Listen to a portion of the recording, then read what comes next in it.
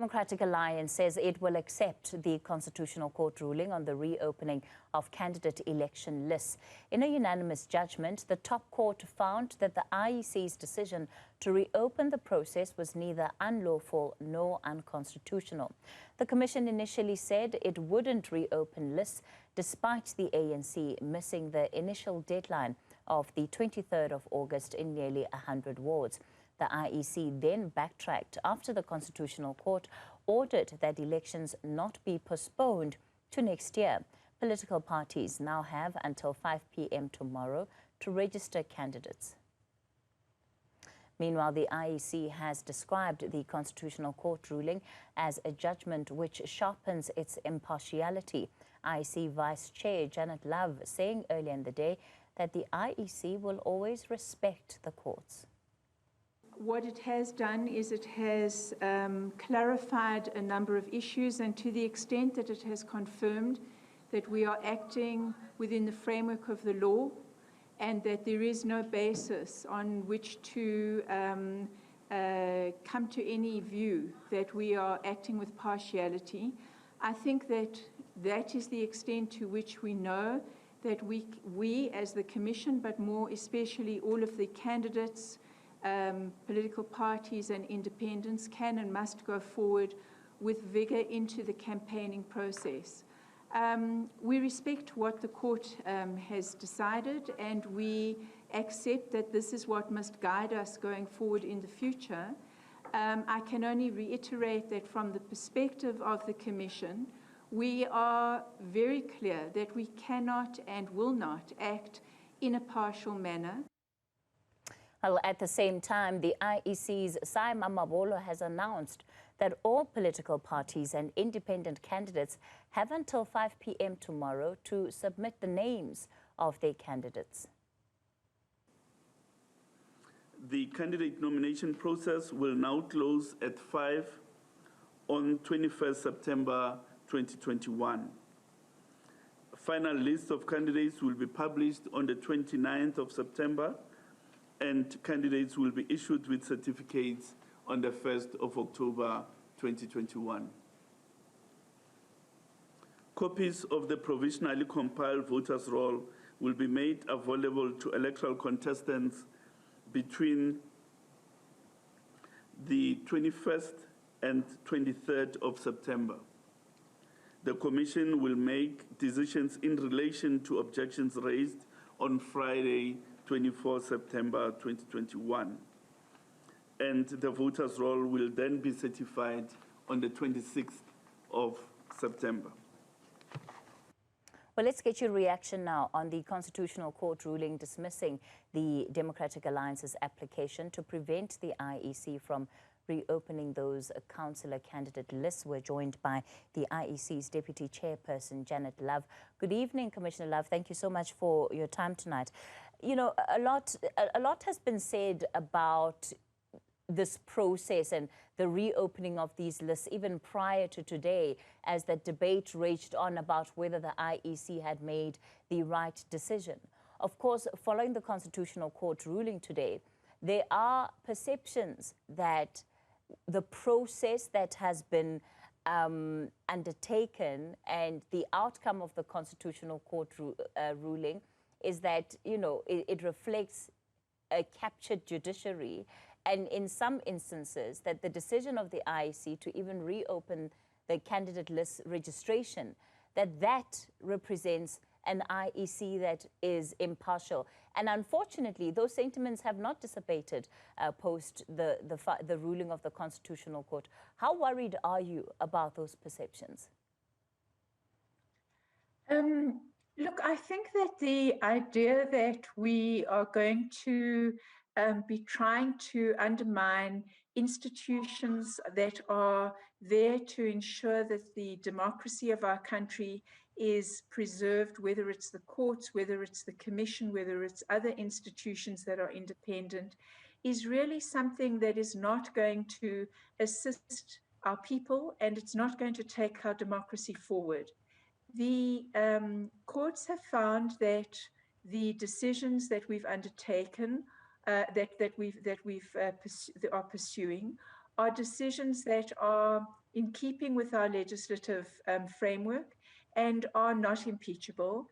And secondly, that there is nothing that has been presented to it that indicates that we have pursued anything in a manner that is to favor any particular party, candidate, or in any way to reflect an impartiality on our part. We take it extremely seriously that we are very concerned that the institution that we are part of has a well-earned reputation, which we have every commitment to ensuring is retained, to have a very impartial, to do the best that we can in the interests of allowing voters to exercise their democratic rights.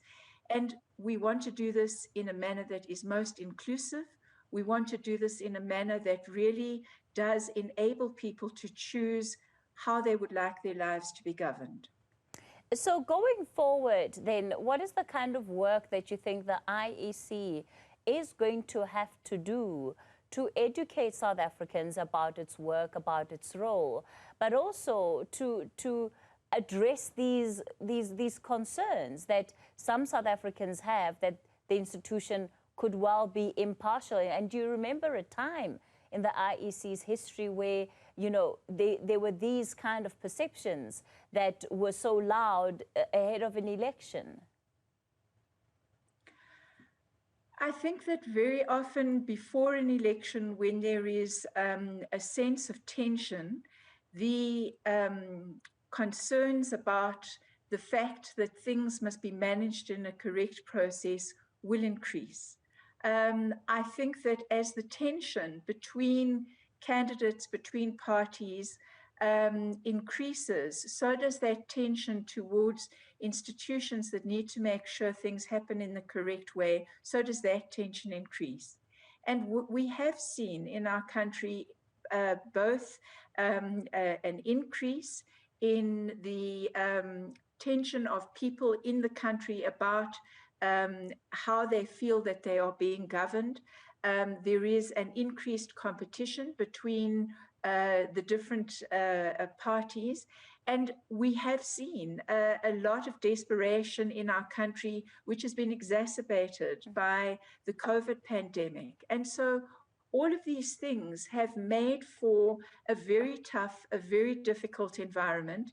And certainly the Commission is going to be having to navigate that in a very careful way, whether it's service delivery protests, whether it's the ways in which political parties need to respect one another's rights to have access to any part of this country and any group of voters to put their views. These are things that we need to work very, very hard to preserve.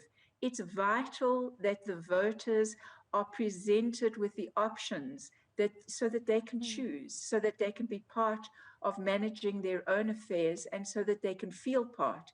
Without that kind of faith in democracy, we really as a country will have a very difficult time to go forward. Of course, if we're to learn lessons from other countries who've held elections perhaps in the last 2 years, and where ultimately the seeds of doubt have resulted, it's that it's not just prior to the process of voting that institutions like the IEC are called into question. It, of course, also counts at the end of the election when the vote counting has taken place and the results have to be announced, and that those results themselves are cast into question. So how much work is the IEC going to be doing to ensure that the work and the processes that you're undertaking right now will withstand the scrutiny, again, given the own time challenges that you're facing as an organization? Look, I think that when it comes to the voting process, firstly, we are really encouraging our domestic observers, our media, and indeed our party agents to be as vigilant as possible to ensure that the processes are adhered to within the different voting stations, to be sure that where there are concerns that need to be raised, whether it's around the process or around the way in which individual voters are treated or staff are behaving. These are things that need to be put before us as soon as possible. We have in the past had these systems in place. We have in the past intervened where that intervention is necessary on an urgent basis, and will continue to do so. So during the voting process, I think there are very clear procedures, and these are now obviously are also being added to with requirements of the safety of voters in the voting station in terms of COVID precautions. But that is really something that we are very keen that continues to happen. The second thing is that in terms of our results system, as you know, the Commission has worked tirelessly to ensure that those results are collated and collected in a manner that is also subject to scrutiny, that the aggregation of votes is something that happens and is reported on to the nation, to the media, at the same time that it is reported to the Commission. And the Commission, of course, as well, needs to be sure that it will process all of the different issues that are raised with it, whether they're in the form of objections or complaints, and does that in a timely manner. There had been concerns previously raised by the IEC. This was in the arguments for the postponement of the elections about having to run a final voter registration weekend and, reopening the candidate list. So given the fact that that now has happened, what does this mean for you logistically? Are you going to be able to do it now? And what have you needed to change in order to be able to do it?